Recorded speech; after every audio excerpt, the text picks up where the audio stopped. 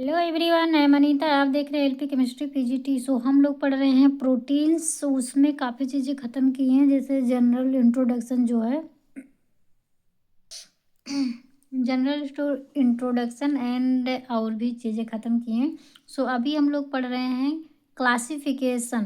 ठीक, प्रोटीन का क्लासिफिकेशन पढ़ रहे हैं। स्टार्ट करेंगे इसका किस तरह से, classification on the basis of R group. ठीक, यहाँ से आज स्टार्ट करेंगे। स्टार्ट करने से पहले एक रिक्वेस्ट कि जो लोग न्यू जुड़े हैं वो हमारे चैनल को ज़रूर सब्सक्राइब करें, एलपी केमिस्ट्री को अपना सपोर्ट दें मुझे। और सारा डिटेल में पढ़ने के लिए प्लेलिस्ट में भी कई लेक्चर डाल चुके हैं। ठीक है, तो आप लोग वो पढ़ सकते हैं। जो न्यू लोग जुड़ रहे हैं वो सब्सक्राइब करें, और साथ ही साथ जो भी पिछला लेक्चर बन चुका है वो आप लोग शुरू से ही देखें। ठीक, जब शुरू से देखेंगे तो ज़्यादा समझ आएगा, क्योंकि अभी यहाँ से स्टार्ट कर रहे हैं क्लासिफिकेशन से। तो इसके पहले भी तो कुछ चीज़ें पढ़ चुके हैं। प्रोटीन पढ़ रहे हैं तो प्रोटीन के बारे में कहाँ पाया जाता है, क्या होता है, हमारी लाइफ में क्या यूज है, सारी चीज़ें बता चुके हैं। ठीक, आप लोग पीछे से जाके देख सकते हैं पिछले लेक्चर में।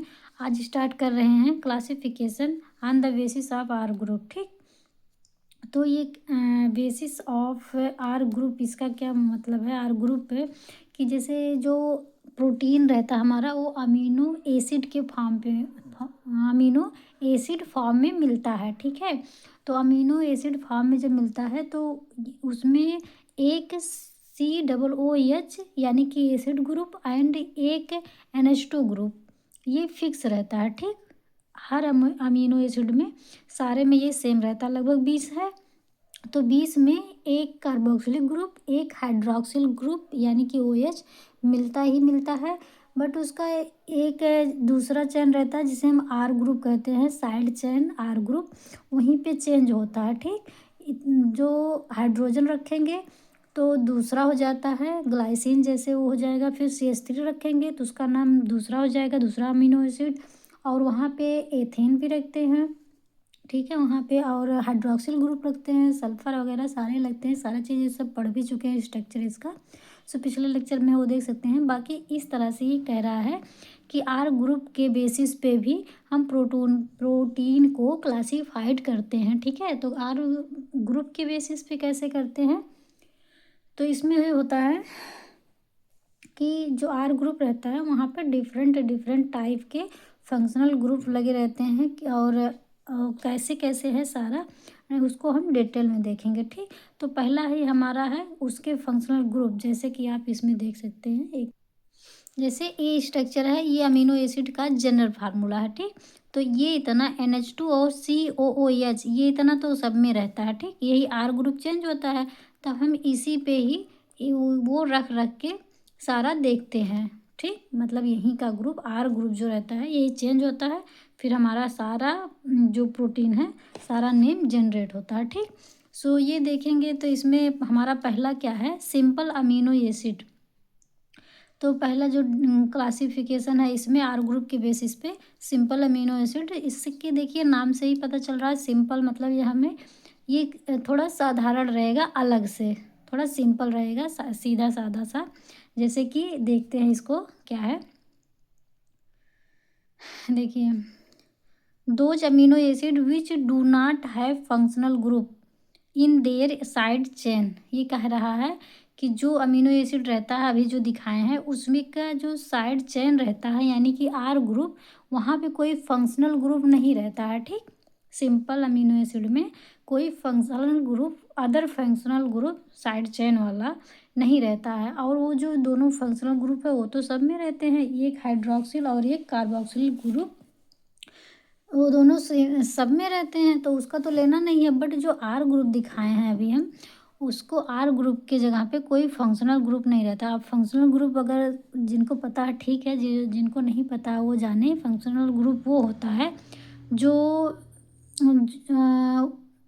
उसको हम डिसाइड करते हैं वहाँ से, कोई भी जैसे कीटोन ग्रुप हो गया, CO, या फिर CHO हो गया, एल्कोहल हो गया, कार्बोक्सिलिक एसिड हो गया, ये सब फंक्शनल ग्रुप होते हैं। ठीक, तो फंक्शनल ग्रुप जो उसमें लगा उसके अलावा हम बोल रहे हैं कि आर ग्रुप पे वो कोई फंक्शनल ग्रुप नहीं रहता, एकदम सिंपल रहेगा। जैसे CH3 हो गया, हाइड्रोजन हो गया, एथेन हो गया, इस तरह के लगे रहेंगे। तो ये तो कोई फंक्शनल ग्रुप है नहीं। फंक्शनल ग्रुप वो होता है जैसे alcohol, CHO, ketone, carboxylic acid, ऐसे करके ये जो सारे हैं ये फंक्शनल ग्रुप होते हैं, ठीक। सो जो जिसमें फंक्शनल ग्रुप नहीं मिलता है साइड चेन पे, तो उसे हम सिंपल अमीनो एसिड बोलते हैं, ठीक है। और इसका एग्जाम्पल क्या है, जैसे देखिए इसमें कोई फंक्शनल ग्रुप नहीं रहते हैं। जैसे ग्लाइसिन, ग्लाइसिन में केवल हाइड्रोजन जुड़ता है आर के जगह पे। वेलिन, इसमें केवल CH3 जुड़ता है आर ग्रुप पे, ठीक। और एलानिन हो गया, ल्यूसीन हो गया, आइसोल्यूसिन हो गया, इन सब में केवल सिंपल चेन ही जोड़ते हैं। जैसे कि इसमें CH3 और हाइड्रोजन जुड़ रहे हैं, इसमें भी सिंपल ही जुड़ते हैं।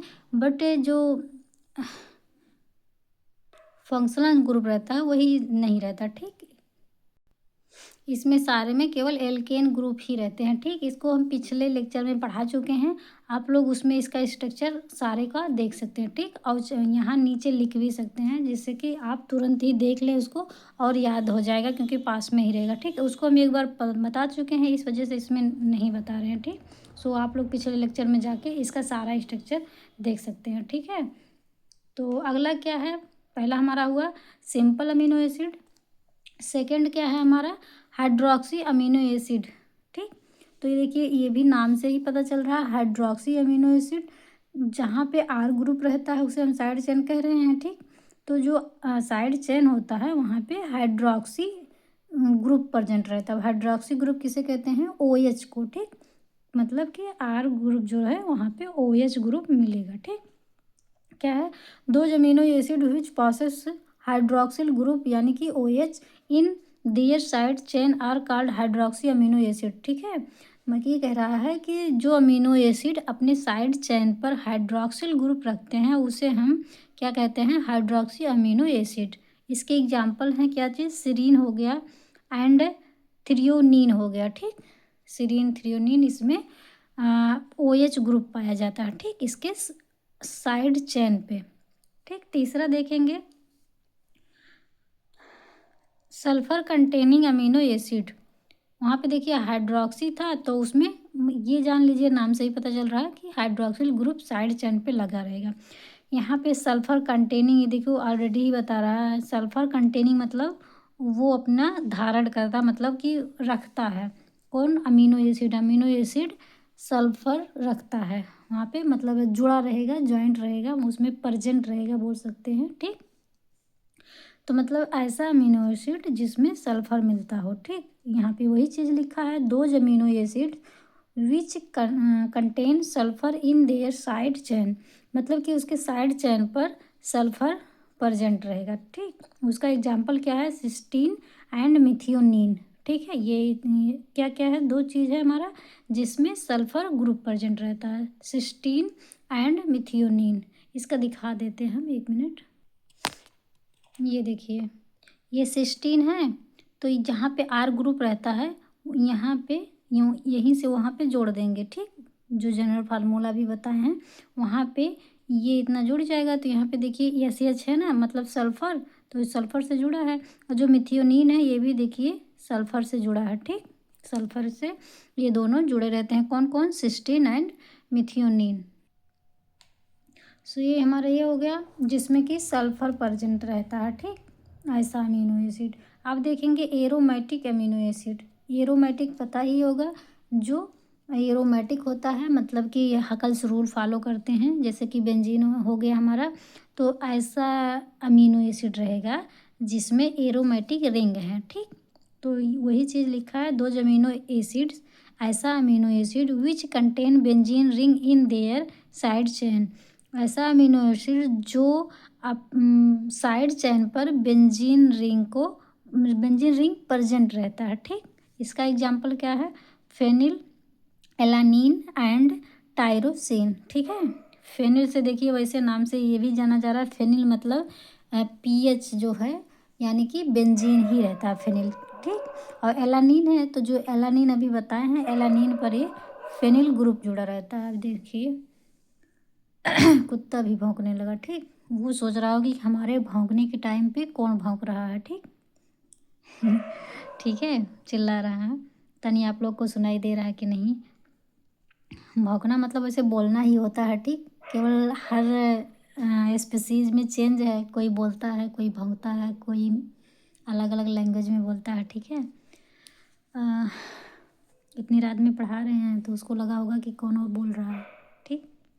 सो अपना देखते हैं, ये हमारा हो गया फेनिल एलानिन एंड ट्रायोसिन। किस में आता है? एरोमेटिक अमीनो एसिड में, ठीक। सो आगे देखते हैं नेक्स्ट पांचवा, इसमें क्या है? हेट्रोसाइक्लिक अमीनो एसिड, ठीक है। हेट्रोसाइक्लिक अमीनो एसिड, तो इसमें देखिए ये बोल रहा है हेट्रो, मतलब कि जो जो हेट्रो एटम होते हैं अमीनो एसिड में वो जुड़ा रहेगा। जैसे इसको देख लेते हैं, those amino acid which have a side chain ring containing one atom there then carbon, ठीक। ये कह रहा है कि जो साइड चेन होता है वहाँ पर containing one atom other than carbon, carbon के अलावा भी एक एटम, अदर मतलब दूसरा होता है कि एक दूसरा एटम जुड़ा रहता है, ठीक। जैसे कौन कौन सा एग्जाम्पल उसमें आता है, किस में जुड़ा रहता है? तो जो ट्रिप्टोफेन है, हिस्टिडीन है एंड प्रोलीन है, इन तीनों में हेट्रो एटम जुड़ा रहता है, जैसे कि नाइट्रोजन हो गया, ठीक है। तो ये स्ट्रक्चर आप उसमें देखिएगा अपने हैंड राइटिंग में। ये नोट्स सारा ज़रूर बनाइए, ठीक। और उसको हम इतने अच्छे से सारा खोज खोज के इधर उधर, कभी कभी गलत प्रिंट भी हो जाते हैं ना, उसको भी इधर उधर से सर्च करके तब जाके सब बनाए हैं। हो सकता है वैसे मिस्टेक तो नहीं है कहीं, बट मैंने वैसे भी सर्च करके सारा सारा सही सही कर करके ही सारा मतलब स्ट्रक्चर बनाया है। सो आप लोग उसको अपने हैंड राइटिंग में अपने कॉपी में लिखिए, जब तक लिखेंगे नहीं पढ़ेंगे नहीं तब तक ये याद नहीं होगा, ठीक है। उसको आप लोग खुद से करिए। अब उसको पढ़ा भी चुके हैं तो यहाँ पे दोबारा फिर उसको लिखना बनाना केवल वीडियो ही लॉन्ग हो जाएगा, बड़ा हो जाएगा, कोई मतलब नहीं बनता, ठीक। सो उसमें आप लोग देखिए इसका स्ट्रक्चर, ठीक। सो ये हमारा आ गया हेट्रोसाइक्लिक अमीनो एसिड में ये तीनों एग्जाम्पल हैं, कौन कौन सा? ट्रिप्टोफेन, हिस्टिडीन एंड प्रोलीन, ठीक। नेक्स्ट देखते हैं छठा यानी कि 6 नंबर, ये कौन सा हमारा? Amino group containing amino acid. ये क्या कह रहा है कि जो अमीनो ग्रुप होता है वो प्रेजेंट करता है अमीनो एसिड, ठीक। मतलब अमीनो एसिड प्रेजेंट करता है। अमीनो एसिड कहाँ प्रेजेंट करेगा? वो तो साइड चेन पे ही, जो आर ग्रुप रहता है वहाँ पे हमारा NH2 मिलेगा, ठीक। ये जो बनाए हैं पूरा जो स्ट्रक्चर वहाँ पे जाके ज़रूर मिलाइएगा, ठीक, कैसा बना है। और यहाँ पे इसका नाम लिख के वहाँ पे स्ट्रक्चर भी बनाइएगा जब नोट्स बनाइए, ठीक। हाँ, तो इसमें क्या है? Those amino acid in which are of the carboxylic group get transformed into amide group, ठीक है। ये क्या कह रहा है? ऐसा amino acid which one of the carboxylic group gets transformed into amino acid, मतलब कि ऐसा अमीनो ग्रुप जो एक कार्बोक्सिलिक ग्रुप प्रेजेंट रहता है वो ट्रांसफॉर्म मतलब बन जाता है किस में? इनटू अमीनो, सॉरी अमीनो नहीं एमाइड है, किस में ट्रांसफॉर्म हो जाता है? एमाइड ग्रुप में, ठीक है। वो एमाइड ग्रुप में ट्रांसफॉर्म हो जाता है। सो इसका एग्जांपल कौन कौन सा है? इसका एग्जांपल है एस्पैराजीन एंड ग्लूटामिन, ठीक है। ग्लूटामिन ये जो है ना, इसमें एक कन्फ्यूजन होगा, क्यों? क्योंकि ये देखिए यहाँ पे ग्लूटामिन है, एक एक उसका क्या नाम है? उसका नाम है ग्लूटामिक। इसमें देखिए क्या है? ग्लूटामिन यन है, वहाँ पे इक में जुड़ जाता है ग्लूटामिक, तो थोड़ा सा डिफरेंट है, इसको ध्यान रखिएगा। और दोनों चेंज भी हैं, पता लगे आप इसके जगह पे उसको मान लें ग्लूटामिक, लेकिन ये क्या है? ग्लूटामिन, ठीक। अगला क्या है? ब्रांच चैन अमीनो एसिड। तो ये ब्रांच मतलब क्या होता है? शाखा, जो कि इधर उधर से निकला रहता है, जैसे टहनियाँ होती हैं पेड़ में, वो हमारा उस शाखा पूरा ब्रांच इधर उधर निकला रहता है उसका, ठीक। तो ऐसा अमीनो एसिड वो कौन सा है? Those amino acid which possesses aliphatic side chain with ये ब्रांच, मतलब एलिफैटिक जो रहते हैं, एलिफैटिक उसे कहा जाता है जो रिंग नहीं रहता, वो केवल सीधे रहता है, जैसे एथेन, मीथेन, प्रोपेन, ये सब एलिफैटिक होते हैं, ठीक। तो ऐसा ग्रुप रहेगा, जो साइड चेन रहेंगे वहाँ पे केवल यही सब लगे रहेंगे, एथेन, मीथेन, इस तरह के जो भी रहेंगे, ठीक, उसे हम बोलते हैं एलिफैटिक। तो साइड चेन पे एलिफैटिक लगेगा। अब किस में लगा रहता है, जैसे एग्जाम्पल है हमारा ल्यूसीन, आइसोल्यूसिन एंड वेलिन, ठीक। इस समय मिलता है कौन सा, ब्रांच अमीनो एसिड, ठीक। नेक्स्ट देखेंगे एसिडिक अमीनो एसिड, ठीक। इसमें क्या होता है, those amino acid which have carboxylic group in their side chain are called acidic amino acid, ठीक। ये कह रहा है कि ऐसा अमीनो एसिड जिसके साइड चैन पे कार्बोक्सिलिक ग्रुप प्रेजेंट हो उसे हम एसिडिक अमीनो एसिड बोलते हैं, ठीक। ये एक एसिड तो प्रेजेंट ही रहता है, उसके अलावा ये क्या कह रहा है कि आर ग्रुप पे प्रेजेंट रहेगा, जो हम अभी स्ट्रक्चर दिखाए हैं साइड चेन पे आर के जगह पे ही चेंज होता है सारा, तो वहाँ पे कार्बोक्सिलिक एसिड रहेगा। इसका एग्जांपल क्या है, aspartic acid and glutamic acid. यहाँ पे देखिए ग्लूटामिक है, ठीक। यहाँ पे क्या था, ग्लूटामिन था, और यहाँ पे क्या है, ग्लूटामिक एसिड, ठीक। नेक्स्ट देखेंगे बेसिक अमीनो एसिड। अच्छा, basic amino acid and acidic amino acid, इसमें देखिए ये रहता है ना, जैसे सिंपल में तो एक एसिड और ये एक NH2 यानी कि एमीन ग्रुप तो रहता ही रहता है। तो एमीन जो रहता है वो बेसिक नेचर है, और जो कार्बोक्सिलिक एसिड वो एसिडिक नेचर है, ठीक। तो वो तो रहेगा ही, लेकिन उसके अलावा यदि एक एक्स्ट्रा कार्बोक्सिलिक ग्रुप जुड़ रहा है तो वो एसिडिक अमीनो एसिड हो जाएगा, ठीक है। क्या कह रहे हैं कि जो रहता है एक एक, उसके अलावा यदि एक कार्बोक्सिलिक ग्रुप जुड़ रहा है तो दो हो जाएगा, एक पहले रहता है एक फिर से जुड़ता है, तो दो कार्बोक्सिलिक एसिड जुड़ जाएंगे, तो वो हमारा हो जाता है एसिडिक अमीनो एसिड, ठीक। क्योंकि कार्बोक्सिलिक एसिड एसिड है, तो एसिड ज़्यादा हो रहा है, मतलब कि उसका ज़्यादा पावर हो जाएगा, वही वाला नेचर हो जाएगा एसिड नेचर का, तब वो हो जाएगा हमारा एसिडिक नेचर।